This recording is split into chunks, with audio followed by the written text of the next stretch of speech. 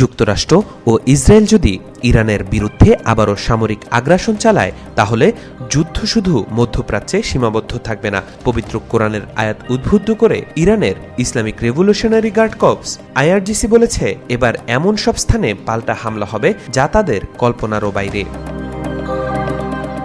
বুধবার ২০ মে প্রকাশিত এক বিবৃতিতে আইআরজিসি আমেরিকান জায়ানের শত্রুদের উদ্দেশ্যে এ বার্তা দেয়। তারা বলছে, অতীতের কৌশলগত ব্যর্থতা থেকেও ওয়াশিংটন ও তেল আবিব কোনো শিক্ষা নেয়নি এবং আবারও হুমকি ও চাপের পথ বেছে নিয়েছে।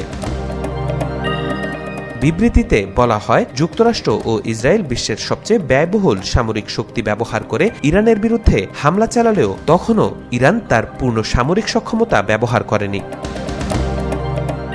আইআরজিসি বলেছে, যদি আবার আগ্রাসন চালানো হয় তাহলে প্রতিশ্রুত আঞ্চলিক যুদ্ধ এবার মধ্যপ্রাচ্যের সীমানা ছাড়িয়ে যাবে। আমাদের ধ্বংসাত্মক আঘাত এমন জায়গায় পৌঁছাবে যা তারা কল্পনাও করতে পারবে না।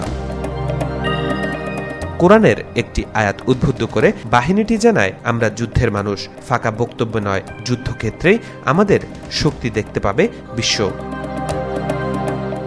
আইআরজিসির এই বক্তব্য মধ্যপ্রাচ্যে নতুন করে বড় ধরনের সামরিক উত্তেজনার ইঙ্গিত দিচ্ছে। এদিকে ইরানকে কড়া হুমকি ছুড়ে রেখেছে যুক্তরাষ্ট্র।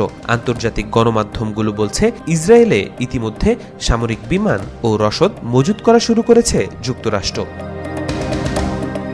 তাওফিকুল ইসলাম, আজকাল।